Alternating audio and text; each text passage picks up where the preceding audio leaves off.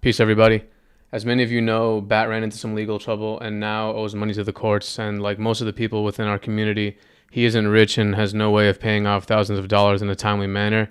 He's a dear friend of ours, and we're looking to help him out. So, 100% of our August Patreon proceeds will be donated to Bat to help him pay off his legal fees.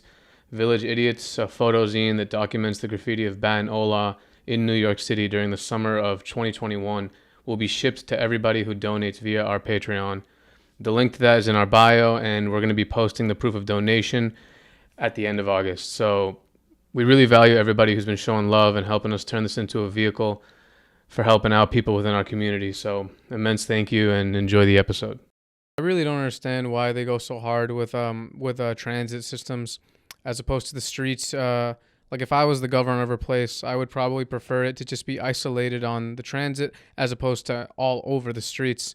To the point where if it's on the transit system, for example, in New York and Manhattan, above ground, you would essentially be able to avoid it if it was only on the transit system, as opposed to now it's just legitimately everywhere. So you bring up the incident with like the 70K crew, and I know how the law came after that crew, and you had like your involvement in that. So what exactly happened? I know it was a long time ago.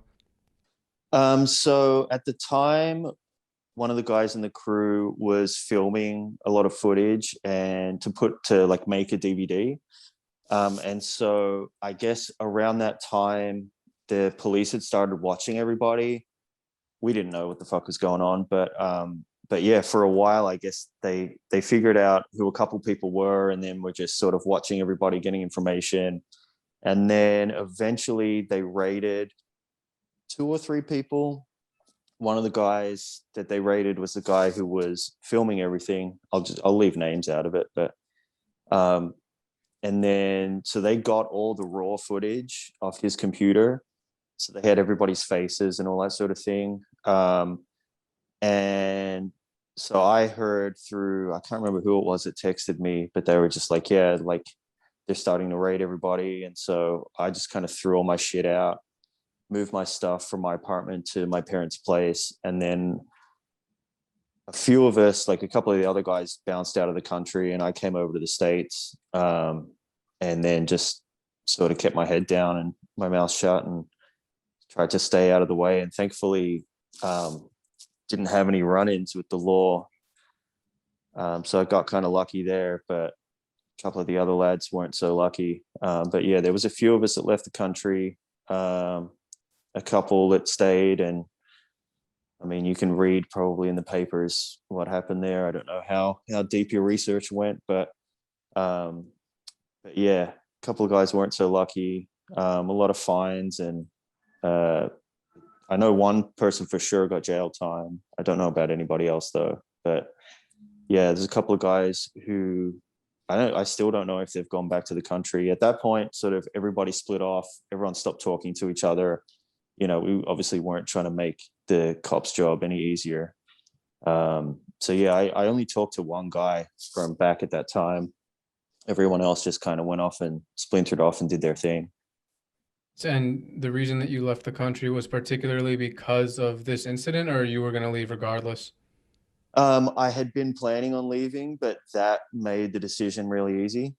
Yeah, it was like I wasn't trying to stick around and find out what was going to happen, or if they were going to try and drag me into it or not. So yeah, I thought it'd just be best to get the fuck out of there and try and avoid it completely. And so far, knock on wood, got away with yeah, I mean, I've been back to Australia a couple of times and haven't been sort of stopped at the border or anything like that. So I think enough time's gone by that whoever was in the Vandal squad at the time, they've moved on to different jobs, and all of that shit just kind of gets forgotten as new kids come up and get on the radar. So yeah, I think I just sort of waited it out long enough. I'm sure if I, got in trouble over there, that some skeletons might come out of the closet, but who knows? I'm not trying to have that happen. At that time, did you know that like what the Vandal Squad there was capable of doing, like from like prior stories of like other people getting arrested or getting raided, or was it kind of like a surprise to what extent they went to at the time? Well, they made it pretty clear in the papers what it was that they were trying to do, so that definitely had me pretty shook. Like it was on the front page of a lot of the newspapers, and I want to say it was even on like the 6 o'clock news and that sort of thing. It was big news at the time. So yeah, that was pretty scary. Like even my family saw that shit and they were a bit worried. So, when you decided on moving, did you already have in mind where did you first move to when you moved from Australia to America? I've been in California the whole time. So during that time, in 2004, I came out here on vacation and like visited friends and that sort of thing. Went out to New York, San Francisco, LA, and I met a girl while I was out here. So we were talking that whole time, and then when shit hit the fan, I was like, all right, I guess let's, I'm gonna come over and stay with you, and we'll see what happens. So it was And just so like a yeah, natural progression. what's that? It was just like a natural progression. Yeah, I kind of got lucky. The timing was right as far as that goes. I had somewhere soft to land. You know what I mean? So yeah, it sort of made it easy to make that transition. So yeah, I got really lucky having somewhere to go. What are some of the differences you've seen? So, for example, you've been in California the whole time, but I know you've, like I said, you've painted all over the place. You've painted in Oakland, you've painted in New York, you've painted in Australia. Why do you choose to stay in California as opposed to like let's say move to New York, for example? Yeah, I painted in like the Bay, San Francisco, Oakland, um, LA, where else? Portland, Philly, New York. Yeah, I've been around a little bit.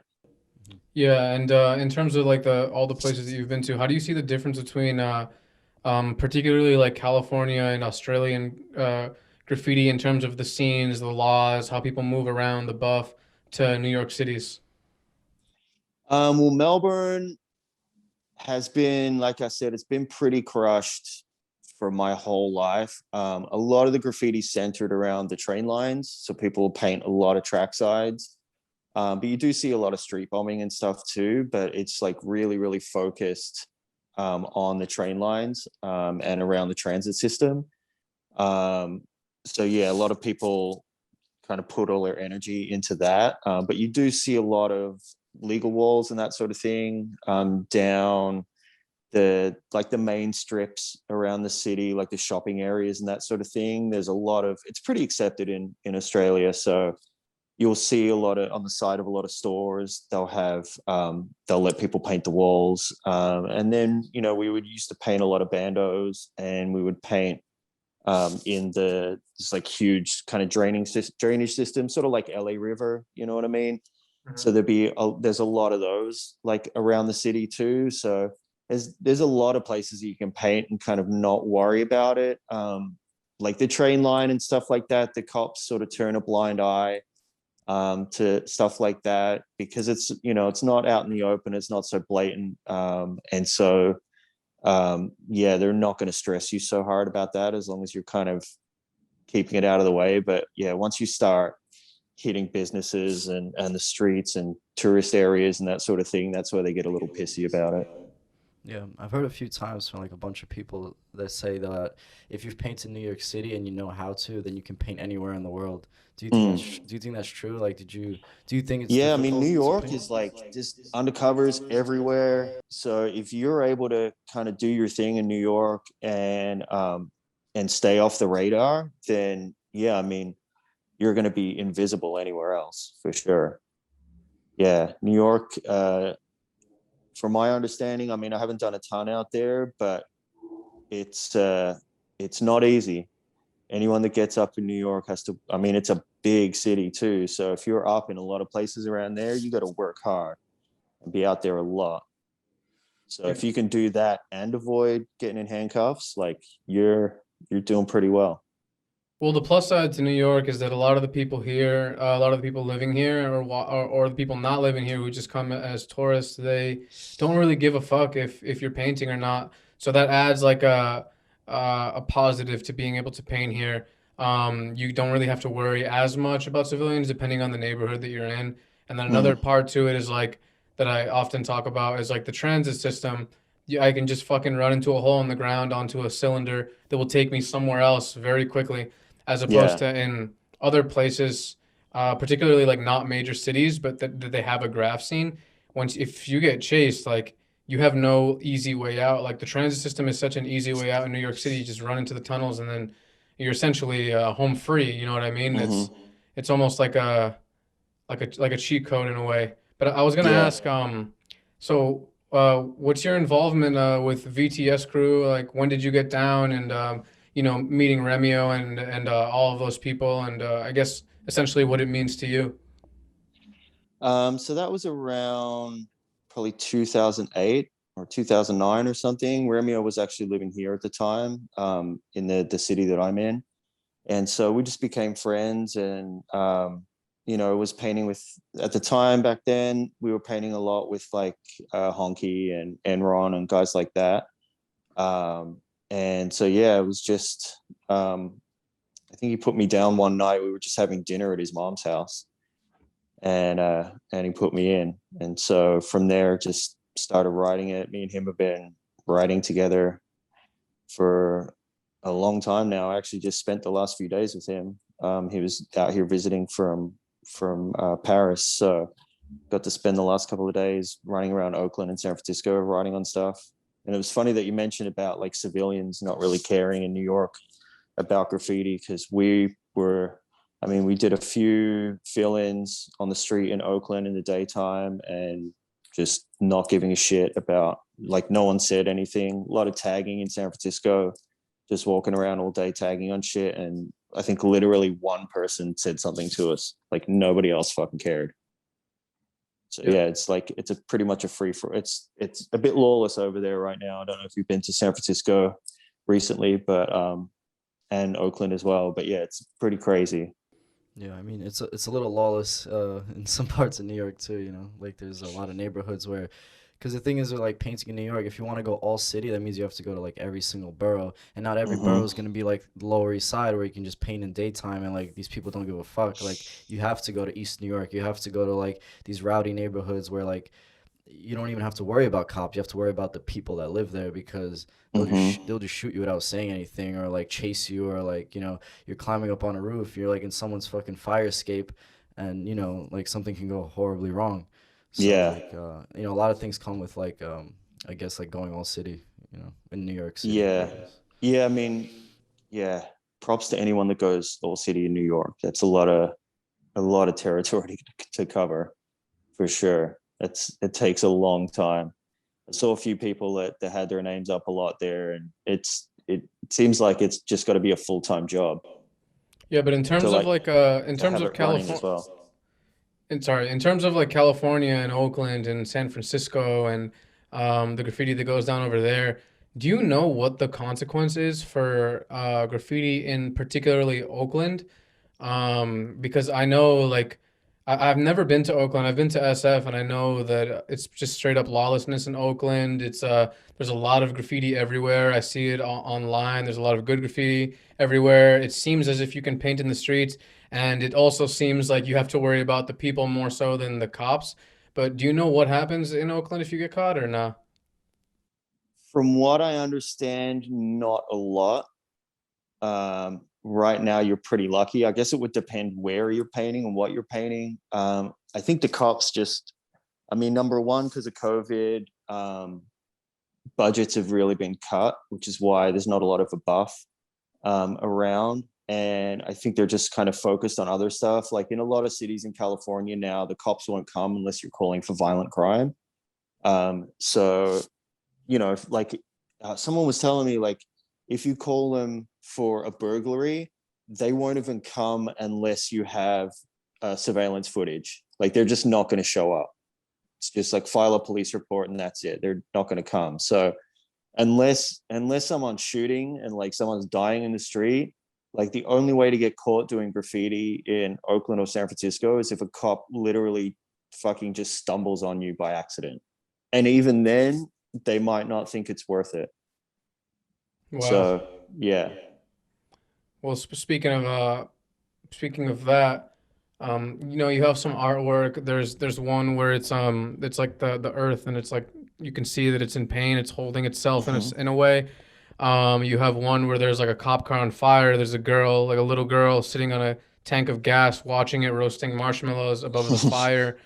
You talk about the fact that now in San Francisco and Oakland, if you call the cops, unless it's like some straight up like someone's shooting me in the face right now, then they essentially won't even bother to come. What do you think? Like, what are your thoughts on the state of the world that we're all currently living in? Um, I don't know. It seems like things aren't great for sure. As I look out my window and like, there's no blue sky because of all the smoke from the fires. Yeah,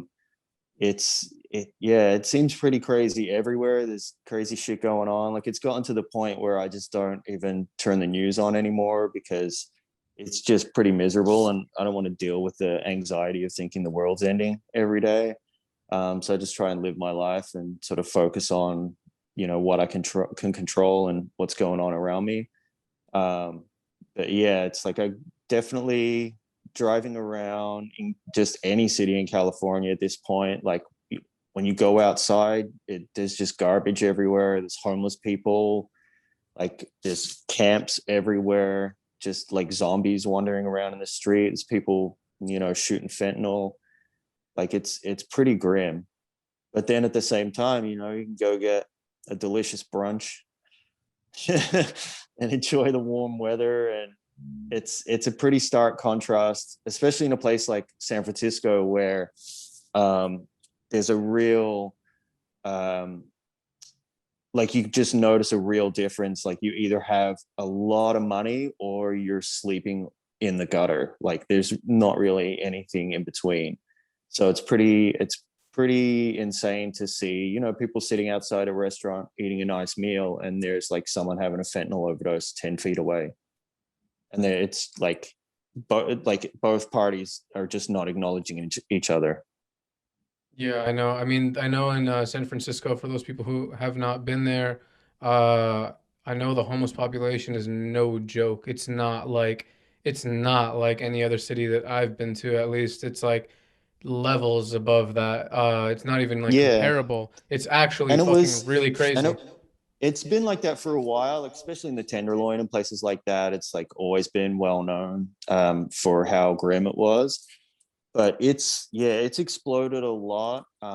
Like, in Oakland, there's full on shanty towns. So you would think you were in, I don't know, like Africa somewhere or whatever. It's crazy. Los Angeles is pretty nuts for it too. There's a lot of homeless down there.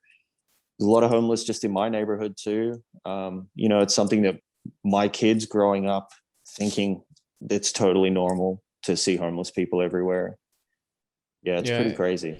In terms of just like seeing the world around you pretty much burning, you go on the news, you see straight up mine poison. You look outside and you can see like if you're in California, the effects of all the crazy fires that have been happening. I didn't even think of that because that's just like not a thing here in New York. Mm. Um, you see all this like mind poison, and you see just as you're eating brunch, like some delicious meal, there's some dude fentanyling in the corner. I feel like it's very important to do whatever you have to do to like maintain a sort of peace of mind and not let that shit overwhelm you because like um like you read the news every day and necessarily there's nothing wrong with that, but it can really fucking subconsciously, like at first you're like, oh, it's not affecting me, it's not affecting me, but you see it, you see it, you see it.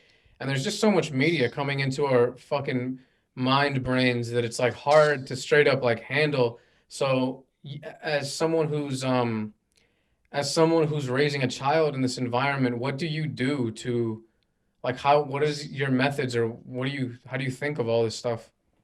Um, I mean, I try to be as real with her as possible. She's only 6 years old right now, but like, she's obviously seen a lot. She's seen more like crazy shit than I've seen when I was a kid, like growing up in Melbourne. Homelessness is not really a thing. Like, I mean, I don't know what it's like now, but I'm pretty sure it's still the same. Like, you might see the occasional homeless person around, but they have a lot of social services and that sort of thing. So you're not seeing, mentally ill people screaming at invisible monsters on a street corner, or like people dying in the gutter from a drug overdose, or like tents everywhere and that sort of thing. So she's seen all of that.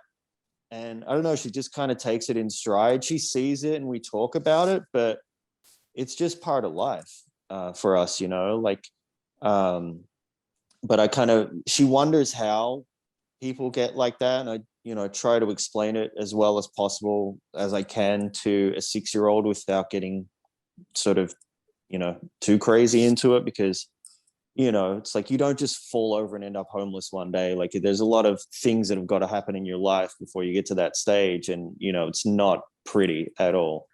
But yeah, I just try and be real with her so that she's able to see those cautionary tales and figure out how to like live her life right.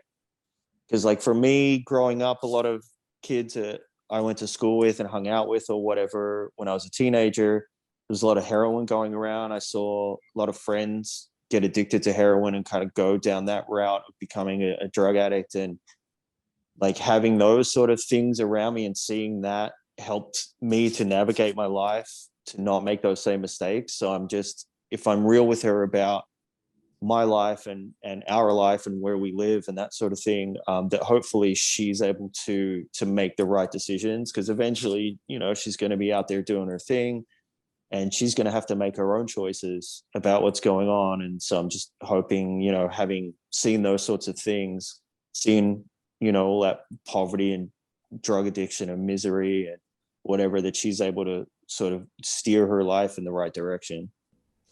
Do you ever think Yeah. about do you ever think, well, one thing before I actually say what I'm going to say is like, all I can say about you, you said that in Australia when you grew up you didn't see as many homeless people because they have social services for things like that.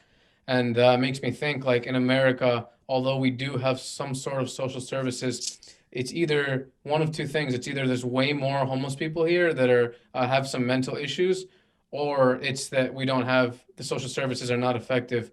But like I take the train in New York every day, and the amount of like in need of social service people that I see is truly fucking appalling. And Mm-hmm. I really don't know what can be done about it. But you see, you go to other countries and you see that they don't have the same level of problem with that. And it can't be that those people don't exist. It's that they treat them the way that they should be treated in terms of giving them the help that they deserve. You come here and you see a cop standing, making sure no one's hopping the turnstile. But he knows that right behind him, inside that cylinder, there's people legitimately not only going insane, but also causing a danger to the people around them. It's like a mixture of the two. And it's just some fucking crazy shit. And I hope that, I don't have the answers, but I hope that we're able to model the positives from other countries and learn from their examples so that we can actually do something about it. Because straight up every week, a random person is just getting stabbed in the face for absolutely no reason on the train. That's number one. Number two, in terms of like your daughter and the raising her and how you go about explaining to her the crazy world that we all live in. Do you ever think about the fact that I read this thing once and it said that like as a child you're raised partly by the person who raises you, which is your parents, and then also even more of a part by the people, like the friends that you have and the students who surround you. Because for Mm-hmm. example, like you grow up and it's like you spend X amount of time, let's say 40% with your parents or whatever, and then the other 60% is with the kids who you care way more about what they think and impressing them. And a lot of the times that what the parent says sadly can go out the window depending on like the disposition of how your child naturally is. Do you ever think about that? Yeah, well, to the first point about the way the police kind of conduct themselves in this country, I think the real difference is that in America, the justice system is its primary function is to generate revenue. So Mm. the reason they're going after the guy that's hopping the turnstile or handing out speeding tickets or whatever the things that they do, it's all about making money, so that, you know, they can fund themselves and fund the city and that sort of thing. There's no point going after a homeless drug addict for whatever it is that they're doing, because it doesn't make any money. They're not, like, you can't give them a fine because they're not going to pay it, so it's just wasted time. So they really, their primary function is just generate revenue. Whereas in a place like, well, and then in addition to that, you have a privatized health system. And so again, if you have no money, you have no access to medical care or mental health care or any of those sorts of things. And those two things are probably the real main difference between the US and a lot of other countries. Because yeah, other countries are more focused on, they have those public health systems in place so that if you do get sick or whatever, you can go to a doctor and not worry about, drowning in debt, or they're not going to turn you away because, oh, we don't have the right insurance for this hospital. It's just like, if you get sick, you go to the doctor and that's that. And then, yeah, the police system, because they don't have the private prisons, which are basically, slave labor camps. Let's be real about it. They don't have that either. So there is no incentive to just fill up the prisons because they're not selling that labor to the private sector. And then, yeah, as far as like raising your kid, I think, you definitely got until kind of from birth until about 12 years old to really make your impact on them. And I think the most important thing is just to teach them to think critically, and think through their decisions and think through the consequences of their actions and not just sort of act on impulse. And, there's a lot of different ways to do that. But I think just, yeah, really, for me, my parents worked a lot when I was growing up. My dad worked long hours, and my mom worked full time as well. So, I didn't get to see my parents as much. And I think as a result, and I had brothers as well, and I was the eldest. So it's sort of their attention, what little attention they did have to give to us was sort of given more to my younger brothers, particularly as we got older as well. So I think it's, I really made a point of trying to be there more in my daughter's life. Like I work from home. I've been freelancing for the last few years. And even before that, I sort of only worked part-time at a job and part-time at home. And so just being a big part of her life, especially early on, and sort of creating that bond, I think is right now the most important thing I can do for her in terms of like having her life be different to my life. Because, I see the consequences of what my childhood was like. And so, I want to try and avoid that if I can with her, because, I have my own mental health and addiction issues and all of those sorts of things that have come as a result of sort of, I don't know, I don't want to use the term neglect because it's not like my family was purposefully just sort of not giving me the attention I needed. But, my parents weren't rich. They had to work hard to make sure that we had what we needed and paid the mortgage and all that sort of stuff. So, they did what they thought was right at the time. And obviously I didn't know how to ask for their attention and their time. And so instead I found myself focusing on outside of the house and being with my friends and being in the streets and all that sort of thing. So, I'm as much to blame for that as they are, probably, because I didn't really try to participate in being in the family, especially as I got to sort of 12, 13 years old. And once I discovered like drugs and alcohol and partying and graffiti and skateboarding and all these things, I just sort of went out and did my own thing and was on my own. And so that really kind of affected the bond I have with my parents and my family. So yeah, just trying to make the effort of like making my life different, or her life different to my life, in the ways that I can, do that. No, it's honestly amazing because at the end of the day, all we can really do is learn from either the mistakes we've made or the mistakes we've seen others make through observation. And like, it was all like, let's say anything negative or that you perceive as negative that you went through, um, essentially it could almost be in vain if when you have the opportunity to turn it around, then instead you don't. But if you like really reflect upon that shit and then you take action when it's your turn to be the breadwinner or to do whatever, then in a sense it wasn't all in vain, and then you produce like a new life that is like being a parent is I'm not a parent, but I don't have to be a parent to understand that like being a parent is no joke. It's one of the most, if not the most, like of importance of jobs, because we talk about these people on the New York City transit system, or these people here, these people there, the people in the Tenderloin, and at one point they were straight up cradled in their mother's arms, or whoever was their parents. Like 99% of people were cradled in their people's arms, and those people. Not necessarily saying it's anyone's fault. Everyone's path is different, but like through some fucking way, this legitimate infant like is now on the floor talking to imaginary monsters that aren't there.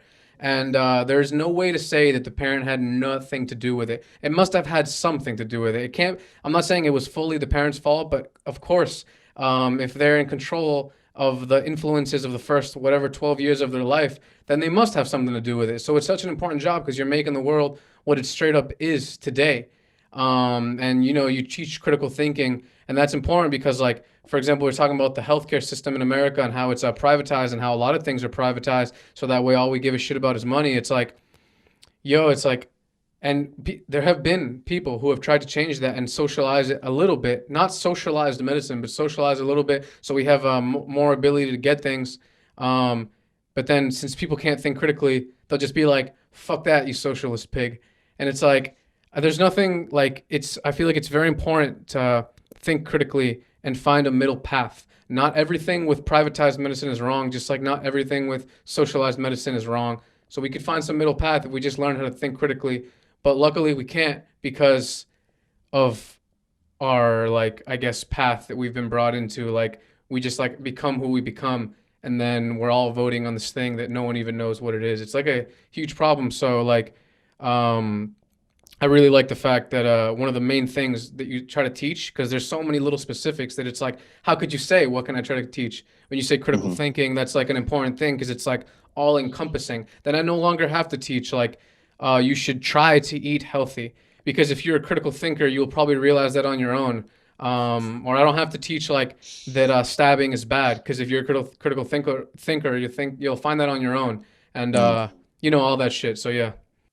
Yeah, it's just like, yeah, thinking it through. Like, if I do this thing or this thing happens, what are the logical outcomes of it? And that, it just helps you to make a better decision. And that way, if you teach them that, you don't have to teach them the little specifics of don't do this, do that, yada yada yada. It's just like, if you can think through the consequences of your actions, well then yeah, I don't have to waste all my time teaching all these little specifics. And then the other thing is just, being honest with her, when the time comes that she's like, Daddy, have you done drugs before? It's like, yeah, I have. And here's all the ones that I did. And this is the outcomes.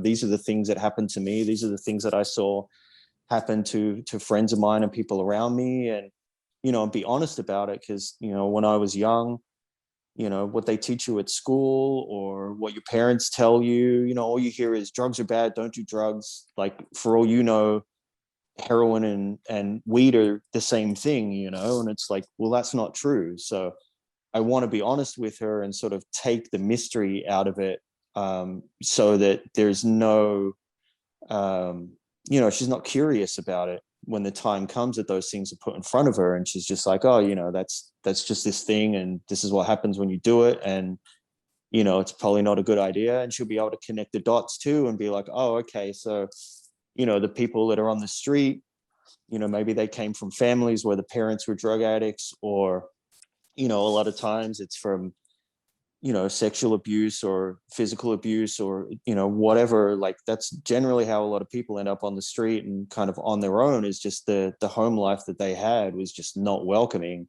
or the parents were sick themselves and they just weren't mentally there or capable to take care of their kid. And so yeah, I'm just trying to be sober, and just be present for my daughter, be here, give her my time and my attention and my energy.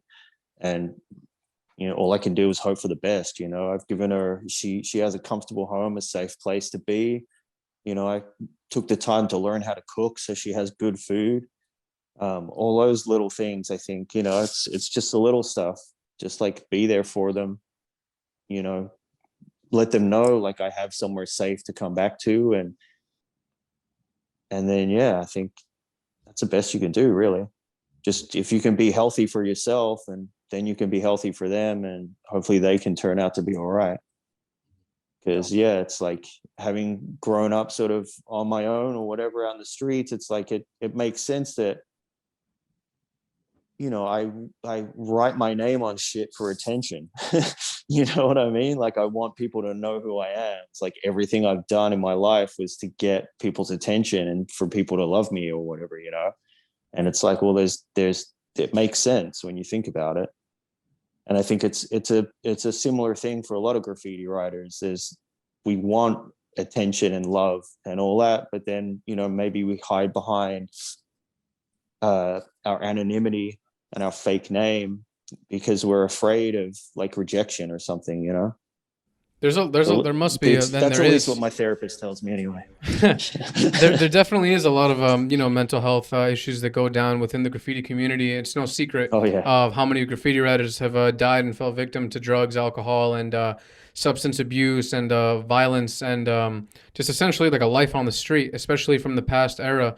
Um, And and just you things like depression and anxiety and all those sorts of things too, just like really, really, really common in our world. And it's like that sort of goes hand in hand with the drug use. It's self-medicating, you know. So it doesn't really surprise me that the people in our community are the way they are. And like honestly, when we I say we as like a broad term, as someone right now who is not homeless, who's not addicted to drugs, looks upon someone who is homeless or is addicted to drugs, I think that it's important to look at them not in a way of anger or repulsion, and look at them in a way of like as much of an understanding as like you can have, even if you've had no experience with it, because a lot of the stuff is involuntary. Sure, Oh yeah. they're taking the Nobody drugs, but nobody chooses that life. Nobody wants to. Anybody that's seen what it's like to be homeless just from the outside, from driving past a tent city on the street, like I couldn't think of a single person that's like, yeah, that looks like a fun way to live. Like nobody chooses that at all. yeah, It's exactly. And it's you like, have to have gone through some pretty bad shit and like basically be on your own. You got no family support or nothing to end up there. And yeah, it's like can't help but feel compassionate for them and know like that the things that they've gone through are so monumental that it like led them to this point in their life. It's sad and it's overwhelming too because there's so many, and everyone, most people are just kind of struggling to get by and do their own thing and just take care of themselves. And it's like it can be overwhelming to look at that and be like, well, not only do I not have the solution for it, but I don't have the resources really to make any sort of change because I'm over here just trying to make sure that the mortgage is paid and my kids fed. It's like I'm worrying about that. That's taking all of my energy. I don't have the energy to give to these other people too. So I think that's also kind of contributed to it, is that the working people in this country, we're just sort of, our resources are stretched as much as they can be. It's like we're having to work 2 or 3 jobs just to pay your bills. The rent's going up, but your wages aren't. It's like no one has the energy to give to anybody else, and so these problems just get worse and worse because of people who we voted for or whatever, and are hoping that their job is to like take care of these things, and they're just not taking care of things because all they're focused on is, well, I've got another election in 2 years, I've got to fundraise from people and whatever. And so politicians just become professional politicians, and their whole job is just campaigning and not actually doing the job that they were voted in for. So it's just this kind of snowball effect. no, Things it just is getting it is a worse and snowball worse. effect. And when you think about the people who I've thought about like homelessness a few times, and I think about how like if I right now were to not make another dollar, I feel like I could have a friend or a number of my friends, and I could live straight up at their house for free, fed for the next 30 years. And to be homeless, that means that you don't have that. That means that you almost have like you've lost in some way, shape, or form most of your friends, if not all, in that way where you can depend on them in your time of greatest need. and nobody does that voluntarily. Yeah, they might have maybe stolen from them or done some foul shit to that, like have that happen, but the path that led them to that, maybe the house they were born into, or the city or neighborhood they were born into, or whatever it may be, totally out of your control, totally involuntary, and it's up to the people who haven't had that happen to them to somewhat be understanding and try to find a solution. Because obviously, if you have no friends and you don't even have a place to stay, then you're not going to be finding solutions to pretty much any of those higher problems. So Mm. it's if there's anyone who would find a solution, it's people on the outside. So we need to have like an understanding, because like Hurt said in our episode, it's like the lack of understanding that breeds hate, breeds ignorance, breeds all of the ills of our society, and we can't be having that shit as like as anybody. Like it's really not valid. And as specifically if like you're part of the graffiti community and you're listening to this, so many people within the graffiti community have this issue, whether they've like straight up died from it or not, or are currently going through it on any level. If you see your friends going through it, it's the time to act is right now. And if they have a bunch of yes men around them, telling them that their life is good in comparison to this guy, in comparison to that guy. But who are you comparing yourself to? You have to, if you have the ability to, even if they're not gonna like it, don't be that yes man and fucking tell them exactly what it is. And they're not gonna like it, but maybe in the future, or maybe it'll plant the seed into their mind that like, yo, maybe I should and could, and maybe I would like better myself in some way. You know what I mean?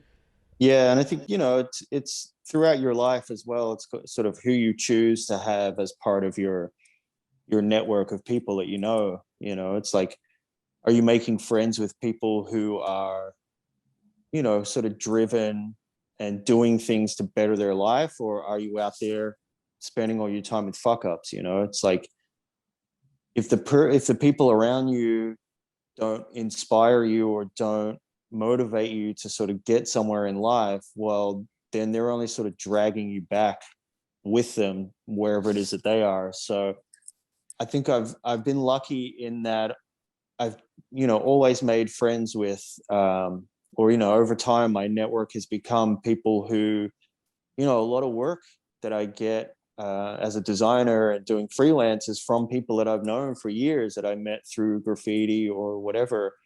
And it's really become apparent, like, oh, like I'm relying on the people I know to feed my kid. um so yeah, it's really important just to just make your friend circle and your social network, the old school one, not the one on your phone, just as strong as possible. And that's going to be your best chance of sort of getting further in life, or getting, achieving the goals that you want to achieve. um yeah, there's no benefit in being the smartest, most successful person in your friend group, because who are you going to learn from?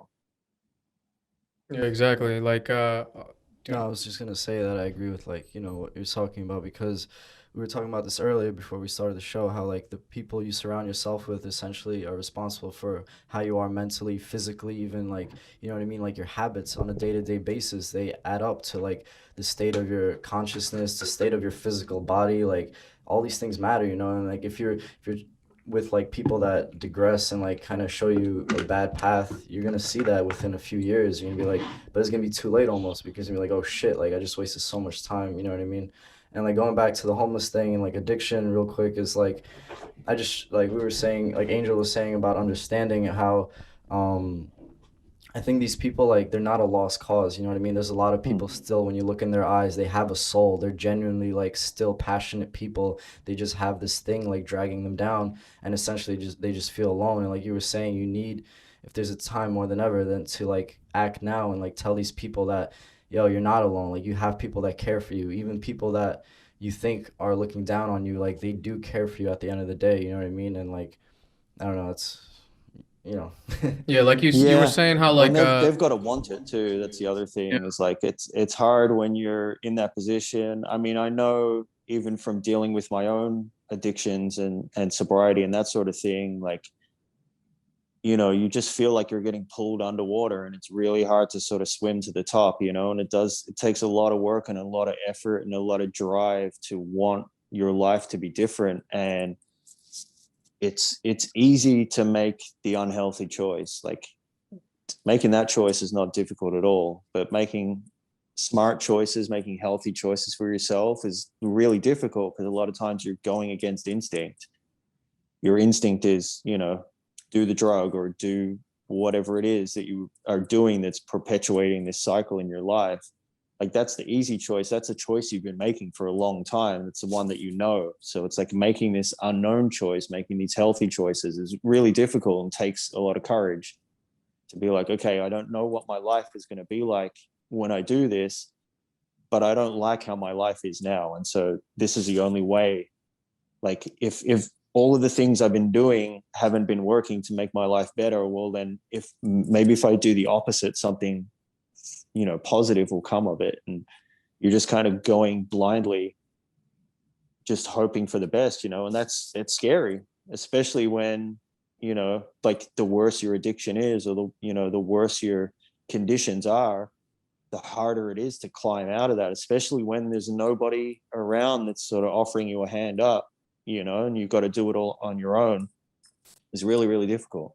So, I mean, I understand, why a lot of people are in the streets and finding it difficult to get out of it, because there's the resources aren't really there, and the ones that are sort of really difficult to get. So it takes a lot of work to sort of pull yourself out of that. And it's not easy. And you can't force anybody to change their life unless they're ready for it.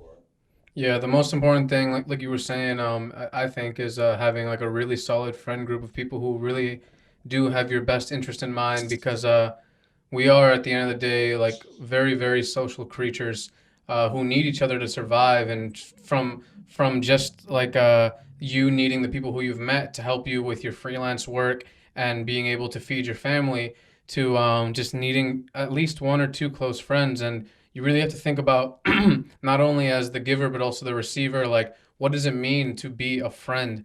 If I'm just yes manning someone and not just calling them out on their bullshit, do I have their best interest in mind? Like, me personally, like, I feel like I have been lucky enough to have a number of friends that I would like literally kill or die for. But if I'm willing to kill or die for them and they're fucking up very hard in their life and I don't tell them, then what use is it? Because probably having to kill or die is an extreme case that's never going to come. But the case that will come is them fucking up step by step.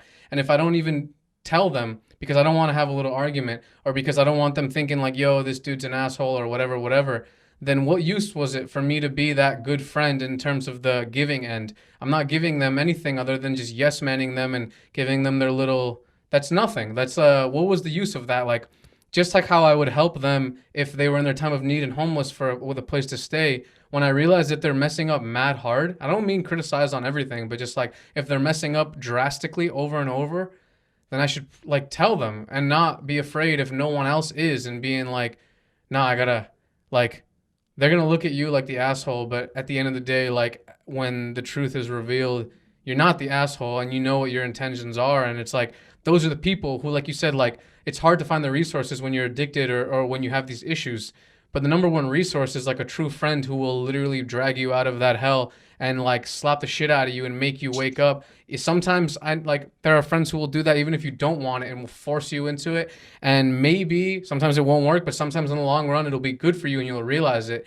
And then you'll always remember that you had that person who like will go through that shitty scenario too, because they literally are there for the betterment of you, only for that sake and not for any other sake.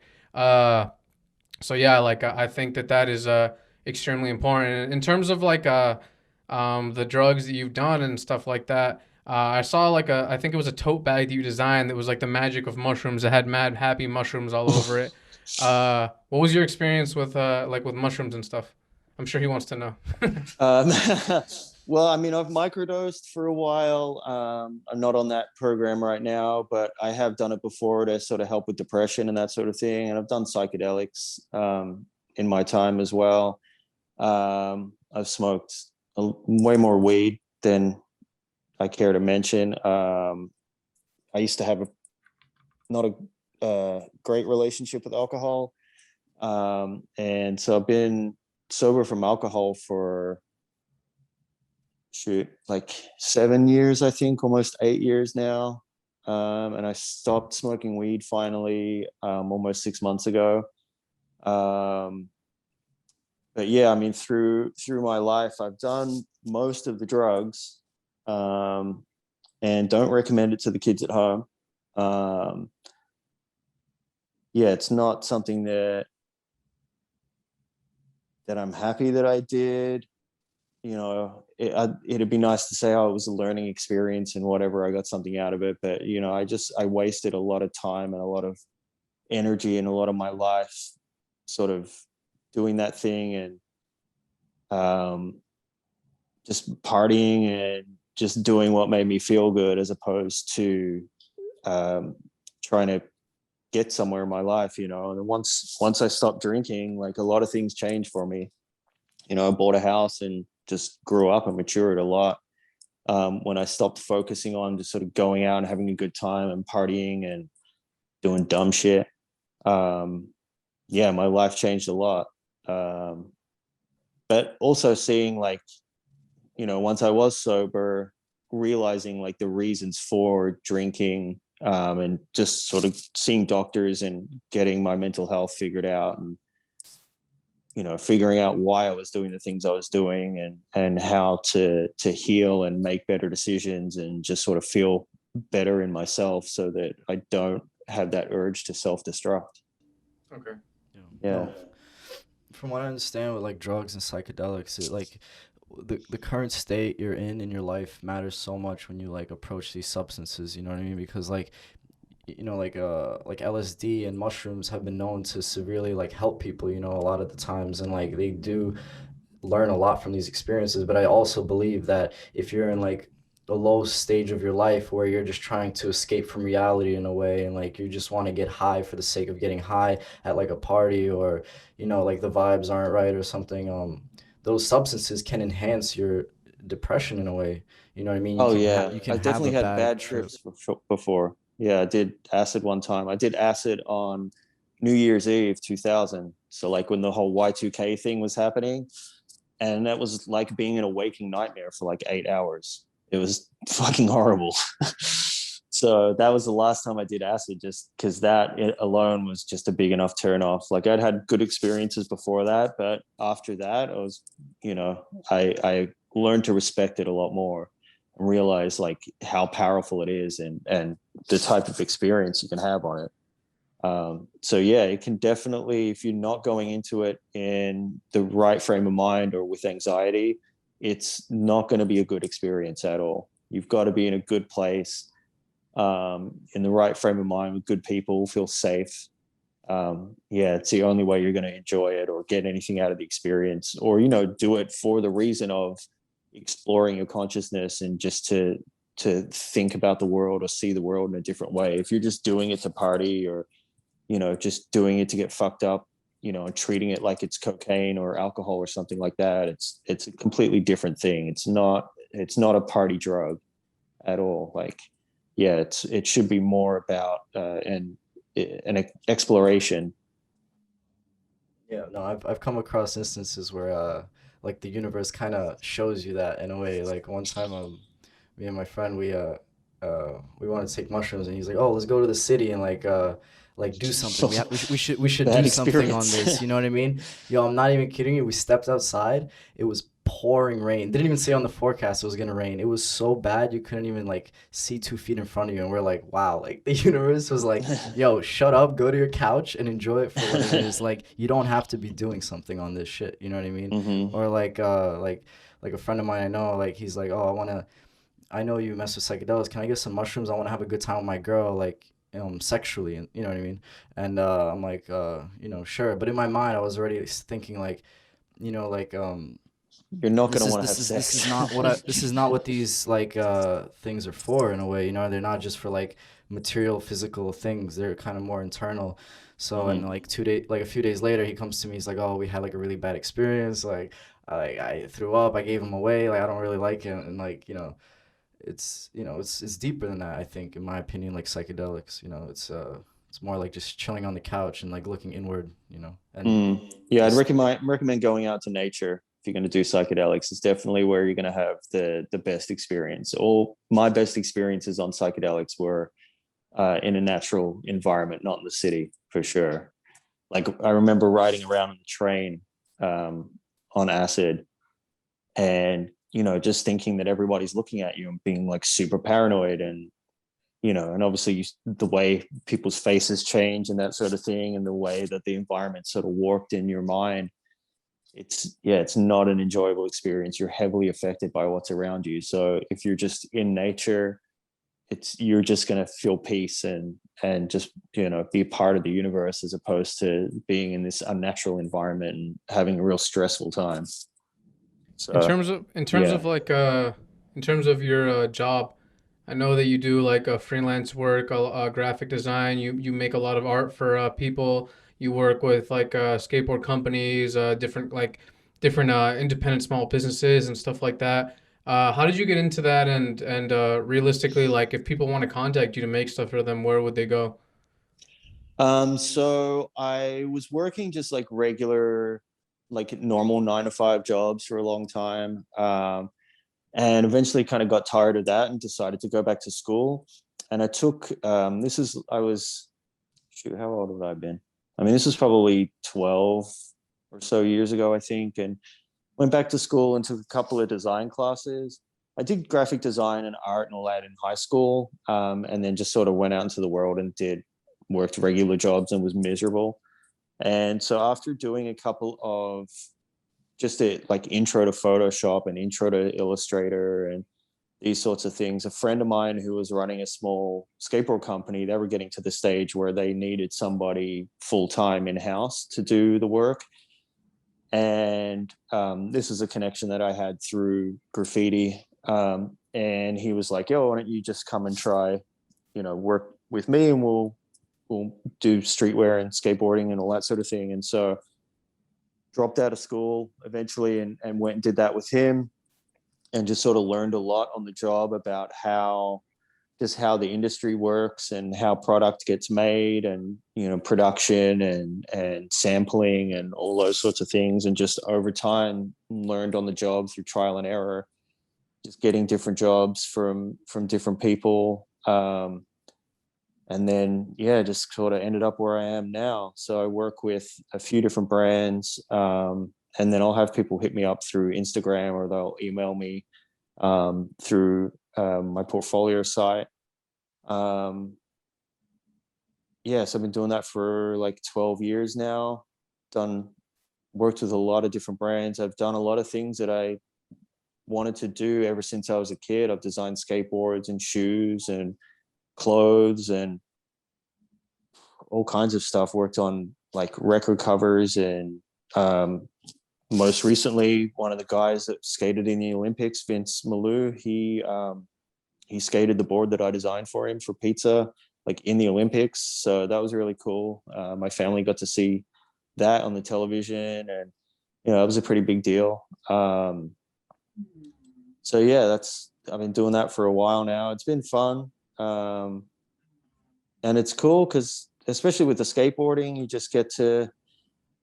It's kind of a free for all. You can kind of do whatever you want. Um, just draw whatever crazy shit comes to your head, and then next thing you know, kids are, you go to the skate park and there are kids skating on it. So it's a bit of a trip to see that sort of stuff. Um, but yeah, it just kind of happened organically. It wasn't something that I don't have a college degree. Like most of my education, as far as like making art and design and that sort of thing, is um, just from doing graffiti and drawing, and then just working in the industry and sort of figuring it out as I go. Yeah, so I've been able to do all kinds of different things. So it wasn't sort of a traditional, work in a design agency, making logos and all that kind of thing. I've got to really do what it is that I want to do, and have a lot more freedom, and work with my friends and work with cool brands. And yeah, it's been cool. Yeah, it's an amazing thing to be able to work in something that you genuinely have a passion for and that you have more of control over what happens, such as working from home, making your own schedule, and then you have time for your daughter, which is I feel like a huge problem, not being able to be there because you have to make money, obviously. So Mm. then And you're being at a work. in a creative job too, like I've tried to do it as a 9 to 5, but creativity or good ideas aren't necessarily going to happen when you're sitting at a desk between 9 and 5 Monday to Friday. So working for myself has given me the freedom to be like, if an idea strikes me at 10 o'clock at night, I can just go to my computer and make it there and then when I'm motivated to do it. And also, if I'm sort of feeling unmotivated or not having ideas, it gives me the ability to just live my life and let those experiences kind of fill my head with ideas because the creativity, it sort of comes and goes. It doesn't just flow out of me like it does for some people. So I need to live a little in order to sort of gather the experiences and just get out in the world because I might be inspired to make a graphic from something that I saw on a bumper sticker or a song I heard on the radio in a store, or just whatever, a sign, a street sign, or a sign on a business or something like that. So ideas can come from anywhere, and they're, in my experience, they haven't come from scrolling on Instagram or clicking around the internet. It's usually from out in the world, or something somebody says, or something I remember from childhood, or a cartoon character that I used to watch on TV, or who knows what. So yeah, I like that flexibility. Haven't had to set an alarm in the morning for about 3.5 years now, so it's would definitely be difficult to go back to working a real job. I hope I never have to do that ever again. Yeah, But I wish. who knows? Yeah, I just want to say, like, I wish nothing but the best for your, if we can call it a career, or your job, what you do for your living, and your daughter and your relationship with her. And I just want to say, thanks for coming on the show and speaking, bro. Oh, thanks for having me. Yeah, thank you so Yeah, much, thank you man. so much, man. It's good to meet you guys. Yeah, Yeah. peace. Thank you.